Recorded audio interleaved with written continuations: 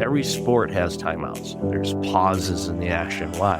To retool, to regroup, to go, okay, what's going on? Where are we at right now? Okay, what do we need to do? Because if you're just constantly going, you're going to miss things. And unfortunately, a lot of leaders bought into this pedal to the floor, don't stop. Well, you're going to miss the exit ramp that you need to exit, or you're going to miss an opportunity because you're just going right past it. So slow down, I guess, is a good way to phrase it. Just slow down a little bit.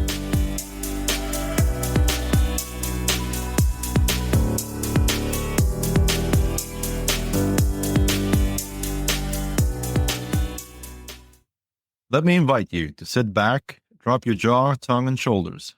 Take a deep breath, and if you wish, close your eyes for a moment and feel the beat within. In a few seconds, you just jumped from your head to your heart and felt the beat within, opening up to receive even more value and fulfillment out of your business and life. And today's episode. I'm your host, Nico van der Venne, confidant to successful CEOs, founders, and entrepreneurs who strive to achieve everlasting fulfillment. Now, before we dive into today's episode, I have a small request. If you find value in our podcast, please take a moment to subscribe and leave us a 5-star review. Your feedback helps us reach more listeners and continue bringing you this amazing content. Share this episode with at least one person that you know that might be interested in it, or if you think they might be interested in it, and that makes them join this community of like-minded individuals on this journey to everlasting fulfillment. Thank you for your support in advance, and let's get started. Now, first, let me introduce our next guest, Mike Levitt. Michael is a global thought leader on HR, burnout, and workplace culture, a CBT and NLP therapist, a top 50 global thought leader, and influencer on health and wellness 2023, a sought-after keynote speaker and executive coach, published author of several books, and the host of the Breakfast Leadership Show, a top 20 global podcast for thought leadership by Thinkers 360. Well, sir, welcome to the podcast. Great. Tell us a little bit more than what I just said. Great to be with you, Nico. Yeah, whenever I hear my bio read off, I'm like, okay, no wonder I don't have any hair anymore. My goodness, that's a lot. And yeah, but it wasn't all done at once. It's been ongoing for years, and it's fun, and I enjoy it. It's one of those things where, especially, when the focus on burnout prevention and burnout recovery, which unfortunately way too many executives and leaders and every walk of life deals with, nothing would make me happier than burnout to go away and make me unemployed. I'll go find something else to do. But unfortunately, it continues to be a challenge for a lot of people. So for me, it's like just looking at it and like, okay, well, what's causing it? How is it impacting individuals? How is it impacting teams? And of course, there's always other ingredients as well. So I'm just this constantly curious individual, looking for new and different ways to approach how to make leaders better, how to make their organizations better, how to make their people better, because you and I benefit from that. Society benefits from healthy organizations and healthy leaders. So my mandate to myself is, okay, figure out ways to help people accomplish those goals. Nice. So you're talking about burnout. Now, this is like a vibe word these days. It's really hype. Everybody talks about it. Right. But there's so many different opinions about what this really is. Now, I must say, personally, I've gone to 2 of them. One physical and one mental, which followed up by a depression. So I know kind of what you're talking about, but was it a burnout ? Because it was my point of view of being a burnout. So what is to your mind, what is burnout, and what's the next step that happens when you have this? I'll borrow from the World Health Organization, who we've heard from quite a bit over the last few years. But prior to the pandemic, they had actually issued an ICD code, which is a disease code for burnout. Now, they didn't classify burnout as a disease. They classified it as a workplace phenomenon. And to paraphrase, it's, when you're physically and mentally overwhelmed by all that you have to do in life, you're fatigued, you're not sleeping well, you're not eating well, everything's just a mess. And to drill down into it, it's like, when people say, well, what causes it? And there's a lot of different things that create it. But what I find time and time again is mindset. Because you can go into an organization, you can have a couple people that are doing the similar or the same job, and one of them could be burned out like no tomorrow, and the other person is humming along and doing their job well, and life is good. And you go, okay, well, what's the difference? And of course, there's obviously different causes and ingredients there, but mindset tends to be a big challenge because what happens is and this is something that I see a lot, is we delegate, and delegation is good to avoid burnout. Leaders, by the way, make sure you know how to delegate as a key gift and skill. Once you acquire that, it'll help you accomplish a whole lot more. But unfortunately, a lot of times we delegate our self-care and our boundaries or lack thereof. And what happens is we start taking on external things and trying to solve them when we have no say in what those things are, whether it's wars, pandemics, elections, anything. We don't necessarily have a say on things. So we spend all of our time worrying about things that, quite frankly, may never happen, or we manifest them in our heads that this is going to happen. I'll give a real life example. My spouse works for a transportation company, and the parent company announced last August, that they were going to be spinning off several divisions, including hers. Now, her coworkers are running around like the sky is falling, and the sale hasn't happened yet. There hasn't been a buyer that we're aware of yet.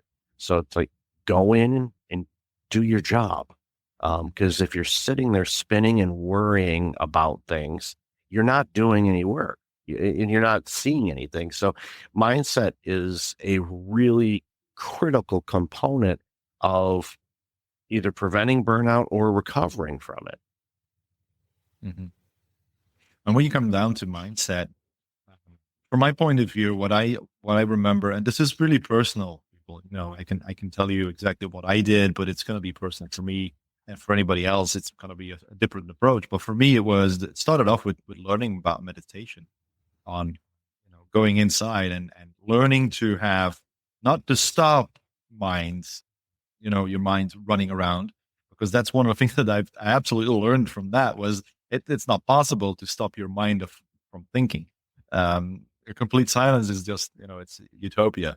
But what I learned was to understand and let those thoughts that happen, like you said, when if somebody gives you an announcement of, in X amount of time this company is going to be bought, you can go and your mind goes in all directions. But if you just leave that running and not react on it, it's usually the way you react on the emotions or the physical sensations, or how you react to them, is caused by, that causes the next step to go towards. Because of course, burnout, from my point of view, it was a long-term thing that happened. It wasn't, it came from one day to the next, but it was building up for many years, basically. Is that something that you've also understood? Yeah, definitely burnout was something that doesn't happen overnight. And depending on the individual, it can take a few months or it could be a few years. And my, personal story with my own personal burnout, yeah, it took several years. And, I can trace back the steps to, okay, yeah, this is when this went this went this way. And a lot of it was decisions, actions, but a lot of it was beliefs and thoughts and this thing that I had grown up with that had been instilled in me of, wanting to do all of these things. So I was doing those things and going down that path, even though I should have known better. And I don't like saying should, but in my particular case, I'll use it. Looking back and go, okay, that's where a big misstep was. And you just end up doing it. And I have a phrase that I use from time to time, which tends to irritate some people when I say it. It's not profanity or anything like that, so you don't have to hit the mute button or anything. But I make the comment that burnout is a choice, and of course everybody goes, "I didn't choose to burn out." No, I don't think anybody had that on their New Year's resolution. I'm going to burn out in 2025. I don't think people, if they are, then I am going to suggest that you might want to talk to somebody about that, because that seems to be self-harming, maybe, unless it's part of something else you're going to do. I don't know. Maybe you're doing an experiment, but there's other ways to do that. But our choices do lead us to where we end up. From where am I going to go to school, or the relationships I have, or the money I spend. These are all choices, and they create situations that can create opportunities for you to burn out. But again, it's uh, going back to the mindset thing, and it kind of ties into this as well, is I am still amazed in a way, but not, because I know better, uh, how few people are truly self-aware. They don't connect the dots. Where they say, I had a bad night's sleep last night, and I'll say, okay, well, what happened yesterday? And they'll kind of basically try to come up with some things, and sometimes I'll say, okay, well, what did you eat? And they're like, I don't remember. And it's like, okay, you're going through life on autopilot. Then you're not driving the bus. You are just kind of delegating to hoping you don't run off the road type of situation. And it's like, that's not a good way to exist, in my opinion, anyway.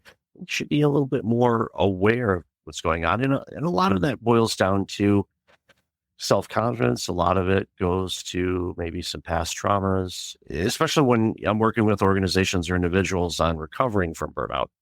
There is let's look within, and a lot of people do not like doing that. They do not like that, because they're self-judging themselves, they're upset with themselves and all of that. And when I was recovering from my own personal burnout journey, uh, and I didn't have any guidance on this, I'm just thankful it came to me, is, I approached everything with the childlike curiosity. Okay, why was that important to me? But I didn't beat myself up. The burnout did that enough. I didn't have to beat myself up anymore. I was just approaching, like, little 3 or 4 year old Mike, asking questions all the time and going, okay, why was that important? Why did I want to be a pillar in that community? To what end goal did I have? Why was that important? And came down to, you wanted to be acknowledged. Everybody wants to be acknowledged and heard and viewed and seen. And it's like, oh, why did I feel that I wasn't being seen, when the evidence was there that, yeah, I was? But again, it can be a very deep rabbit hole for some people, because I find with people that are burned out, sometimes it goes back to past traumas from their childhood. And, they're, have been an adult for years. So it's like you said, everyone's a little bit different. But there's some, common techniques you can look at least to start getting to, see if we can figure out what caused this. Because ultimately, when you burn out, my hope is that you don't want to do that again. And you had mentioned that you'd burned out a couple of times, and I hear stories like that all the time, where people have a physical burnout where they're just physically drained from things, and then the mental aspect of things, which takes a physical toll as well. Majority of the chronic diseases have stress as a common element to that. So if you are under chronic stress, you're setting yourself up for chronic disease, and then you get to take medications and go to the doctor all the time, which is not a whole lot of fun. I having worked in primary care for a decade and a half, I get it. I saw the faces of the people in the waiting room. The reason why they call it the waiting room, by the way, is you're gonna wait. It's just that's an appropriate name for a room for sure. But ultimately, there's so many different things that go on. And kind of jumping back to what you said before about meditation, I am a firm believer in that, because it helps you slow down, kind of tabula rasa the room, and just get back to, just nothing else. No arguments with partners or work issues or money issues or anything like that. You just get back to the existence of the energy force that you are. And then from there, you can feel your heartbeat, you can hear your breathing, you can feel the sensations in your body, and you get a little bit more self-aware, because when you can do that, over time, you can learn how to regulate things. So when something is said to you or an experience happens and you can feel, you start feeling the tightness in your chest or aches in the shoulders or wherever you tend to feel things, you can recognize, oh, I feel tense in my shoulders. Okay, this is obviously irritating me. Okay, what do I need to do to stop this? And it takes practice, a lot of practice. But once you are able to, you can self regulate yourself in a situation. And all of a sudden, you get back to a more even keel or even state. And then as a leader, that's really important because when you're in those really high volatile moments, you'll have the clarity to make the best choice you can. Yeah, yeah, indeed. I remember my first time meditating. Um, it was like being reborn. It's a bit extreme to explain it that way, but it was in essence that my senses were being reborn. It's the first time that I actually, um, what would I say, with a clear awareness, Mm. I listened to birds singing. I remembered exactly what was happening. I was sitting on a small mat with a little pillow. It was actually a psychologist who guided me in my first meditation, and her window was open, and I could hear the truck passing by taking out the trash, and birds in the distance, and then suddenly I heard a school bell. Kids were running outside for intermission, and it was so strange to me because I had for all those years never realized that all these things were happening around me and I didn't even hear them happening. It's like you said, it's like you're running on an automatic railroad with sometimes it's like not only automatic, but it's actually you're running on the rails themselves. It's nothing is there to guide you or switch lanes or anything like that. And you're just going. And at some point there's, the classic block that's there like for any train at the end of the track. And well, your train flies over it and it doesn't stop on time. But I've heard two great big opinions about burnout. Some people say on one side that it's individual, it happens to a person, it's something that can happen at random by situation and so on. And others say it's contagious. It's something that other people can pick up once there's somebody in the team that had a burnout. It can be contagious. What's your point of view? I have an idea of how that started, but what's your point of view on that? While I think it can be contagious to an extent, it could be the environment or it could be I don't want to use the phrase that just came to mind is herd mentality. And maybe that's not the right one, but let's flush that out for a minute. And I've seen this, where you have a situation where an employee, for example, is missing a lot of work and then the other workers are having to pick up the slack all the time. And then they get tired of it. And then all of a sudden they start getting sick and then everybody else is getting sick.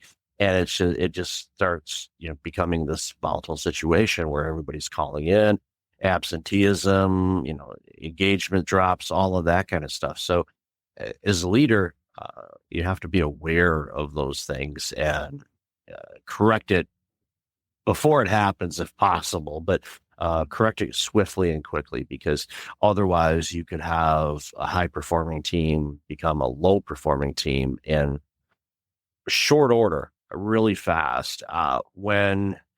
And again, sometimes, because of empathy and things, they go, you know what, when someone's going through, let's say someone's burned out and a colleague of yours, and you see that they start, talking about it, which is good because usually people that are burned out, we don't talk. We kind of get really sunk in, the extroverts become introverted and the introverts really become introverted. So they're not usually vocal about what's going on, but sometimes, people will share what's going on and you're like, you know what, that's happening to me too. And then all of a sudden they kind of manifest it within themselves. Or they say, this boss doesn't care for us working all these hours. They're never going to replace anybody. Or the example I gave earlier, oh, they're going to sell the company. I'm going to be out of a job and I'll never be able to find a job again. That they go down that, negative rabbit hole because the information they consume, like in the news or anything like that, tends to be negative, unfortunately, and people buy into it and they say, well, that's what's happening to me. Or, okay, the job report is out and okay, it's taking 4 months longer to find a new job. Oh, I'm gonna lose my job and it'll take me a year to find a new job. You don't know that unless you don't look for a job for a year, then yeah, you're not going to find a job. But it's like, blind. yeah, it's like, is that what you want? No, what do you want? I want to find a job right away. Okay, well, tell yourself you're going to find a job right away. Because what that does is it programs yourself to, and your thinking to go, I'm going to be able to do this. Will you? Well, if you do the right things and you apply to the right places that are a match and things line up, sure. Will it take longer? I don't know. Depends on what you're looking for. But to answer your point, I do see it being mimic behavior necessarily and not necessarily contagious. But I have seen, teams completely self implode because there's a couple people that are kind of anchoring things down. And again, you have to address it. When I was running healthcare clinics, I would recognize some of those things. And if there were some people that were, quite frankly, no longer the right fit for the organization, using an old Jack Welch term, I would dehire them quickly, pay out the severance. I don't want them to suffer. And it doesn't mean they're not good people doing work. They're just not good for that environment. So set them up, give them, a little bit of assistance, send them on their way. And because it would, tell, the other people, it's like, this is the environment that we're running. This is our mission. This is that everyone participates in and buys into. And even mission statements, have your teams help you deliver it. Don't, as the leader said, this is the mission of our company. And great, awesome. If no one believes it, they're not going to walk it. So if you have your people help you develop the mission and it comes from them, and it wasn't just lip service where they actually truly believe in it because they have skin in the game on it, then they're going to walk the walk. Now, we all have our days where motivation is non-existent. I get it. But that's where discipline kicks in. And if you have a team that's disciplined and you're disciplined as a leader, no matter how you're feeling, things are going to be better, and you can prevent having burnout become this, widespread issue where you're constantly fighting to try to get it under control. Yeah, you got a couple of very good points there. One thing that I would like to discuss with you as well. So there's a lot of people listening right now who are in a leadership position, but not, they're not middle management, they're higher management. So usually there's a lot of isolation or being alone. Being alone at the top is indeed, it's just reality that exists out there. Now, how could they for themselves recognize what's happening with them, and if it would become burnout, and how could they actually tackle or prevent it? I would not say tackle it because that's a bit too late, but prevent burnout and recognize the symptoms. Yeah, for me, the tips that I tell people are pretty consistent, and of course, depending on what they're struggling with, if any of them, will dictate what's going on. Because as a leader, we know we're always looking for that 32-hour clock because we need more time than we're allocated. But we all get 24. Doesn't matter who we are, we all get 24.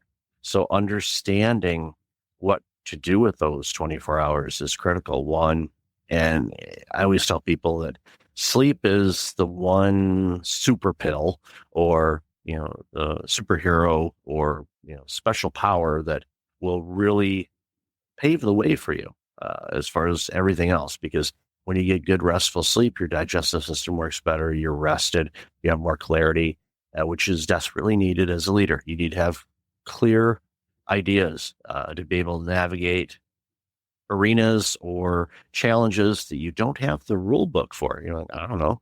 We've seen that, in the last 5 years, there's been a lot of things thrown at leadership and that there was no playbook. I don't know. How do we get remote work here? We've never worked remote in our life, and now everybody has to go home. Whoops. Okay. Now what do we do? So you have to do all of those things.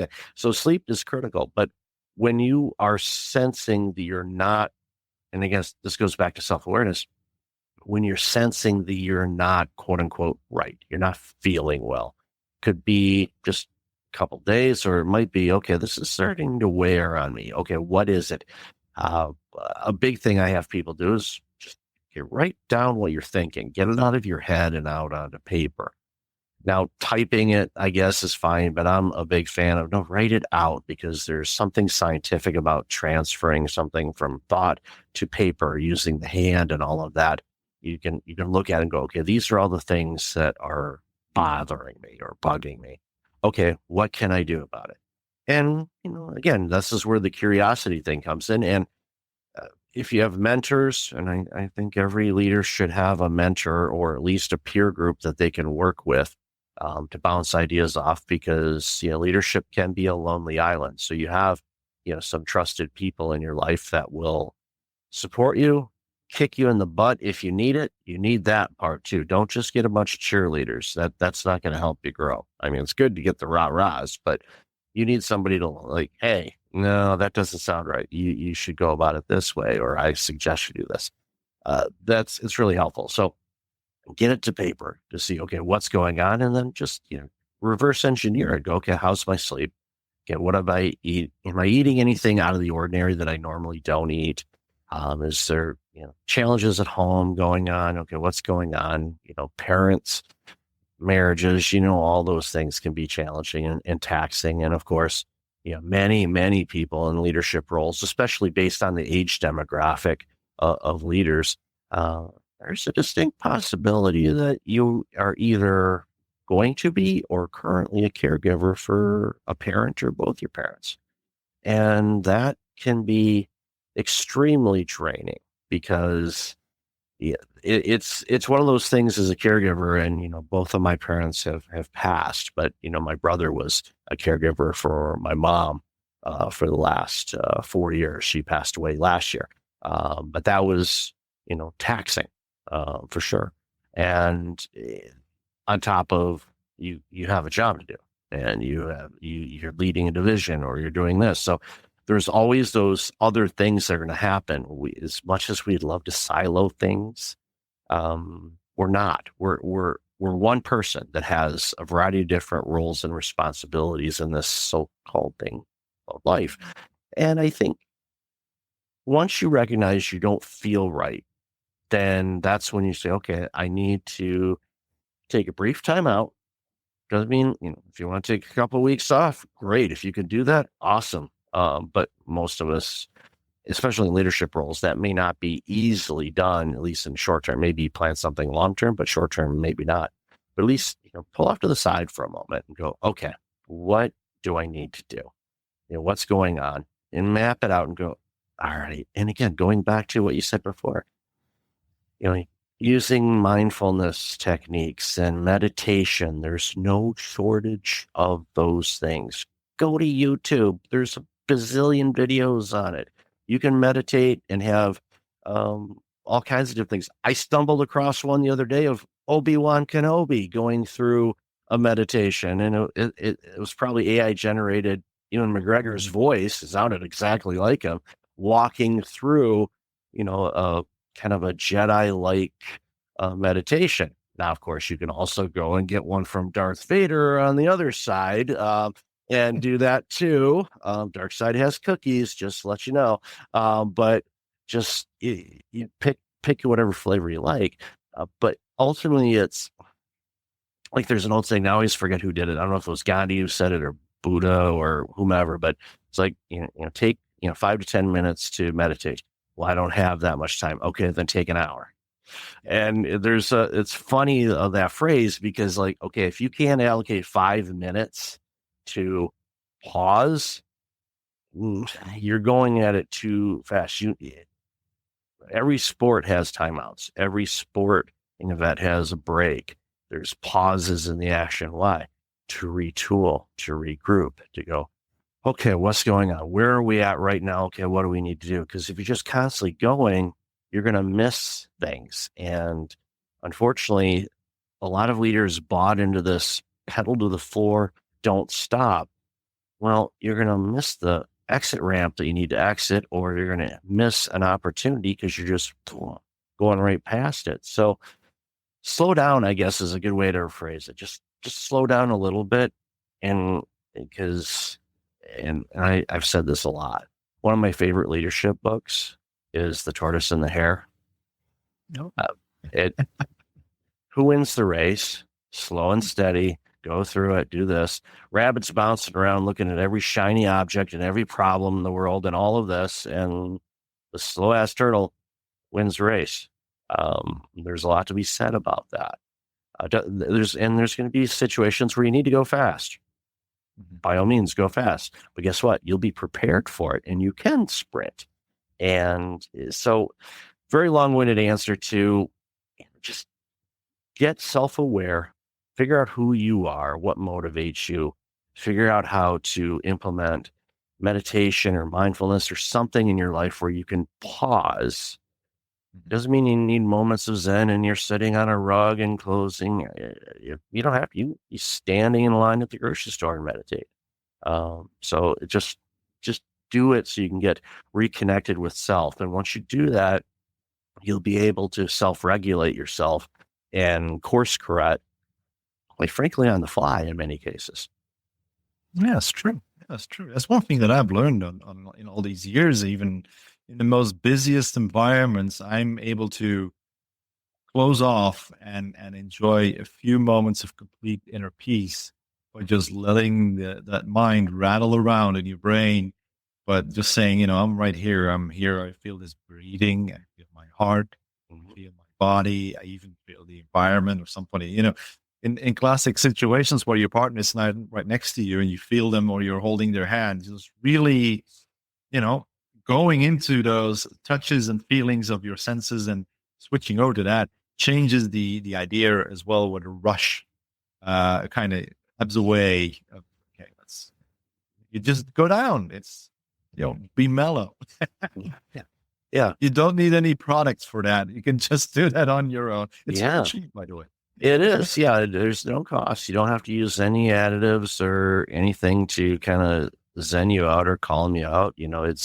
Of course, there are things that can help you with it too, but, supplement. I'm okay with supplements. Obviously, work with a healthcare provider because sometimes there's interactions that don't work really well for you and you can end up making yourself worse than what you want to be. But, figure out, what you want out of life. What do you, a lot of times my brother has said this, a few times saying, because he's looking at, potential, different opportunities and whatnot. He says, you're going to figure out what I want to do when I grow up. I'm like, don't grow up. That's a trap. Don't. No, don't. No. Perpetually 12 over here, man. No. Yeah. It's like growing up. Nah. I've seen that. I 1 star. Do not recommend. Yeah. Don't do it. Yeah. Don't go there. Yeah. You have to plan your own meals. That's the most horrible part about it. Yeah. Well, yeah, actually, ironically, this morning, I asked, my wife before she, left us, I tend to work remotely. So it's like, all right, I'll, cook dinner and all that stuff. And just because I'm here, it's like, why not? And I enjoy cooking. So, okay, let's do it. So I said, does this sound good for dinner tonight? And she was, of course, she was half awake, but she, I knew she was going to say yes to it because it's food she loves. So I was like, yes. And I was it was one of those things. Why am I asking this? Just do it.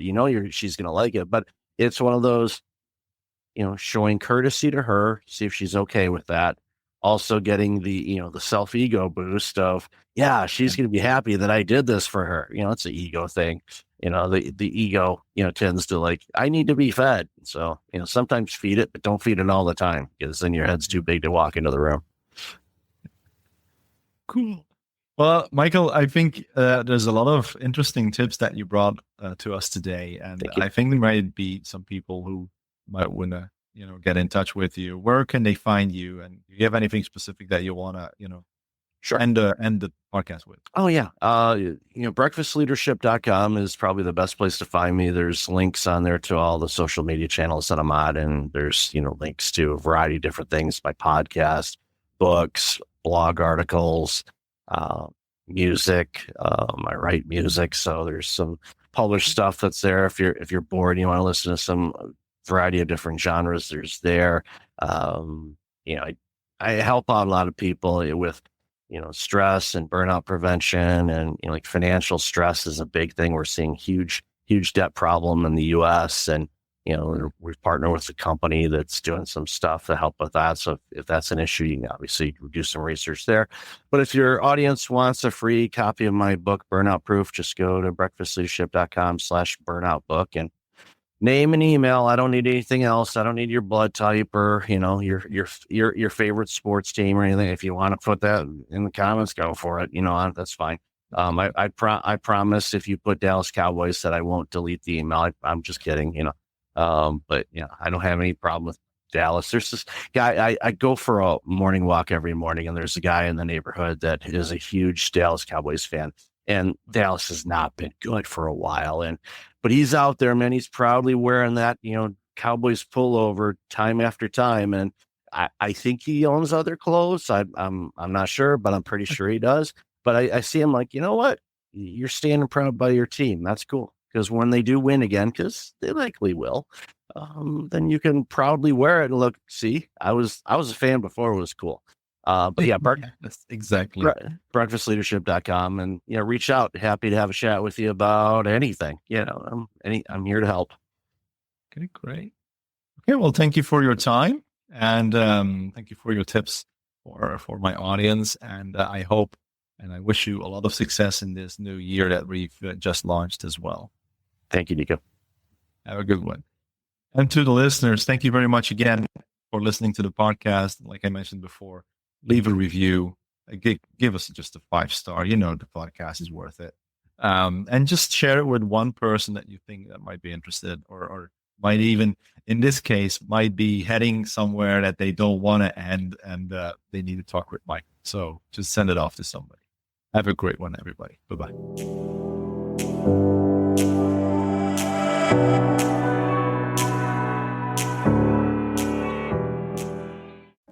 Thank you for listening to the Everlasting Podcast. Let me leave you with a few questions to answer in the comments. How do you see the different topics we discussed during this interview? What are your thoughts? What stood out for you? Let us know in the comments, or just send us your feedback. We launch new episodes weekly. Don't miss any by ensuring you are subscribed to the show. Click the follow button now. We depend on the organic growth of the podcast to inspire more and more people. So by giving us a 5-star review and sharing this episode with at least one of your friends who might be interested in the subject, you will significantly help more people become inspired. But more than anything, I am grateful to you for taking the time to listen to the show. If you are also a successful CEO, founder, or entrepreneur who has inspiring words to say, feel free to contact us for an interview at contact@nicovandevenne.com. Thank you for listening.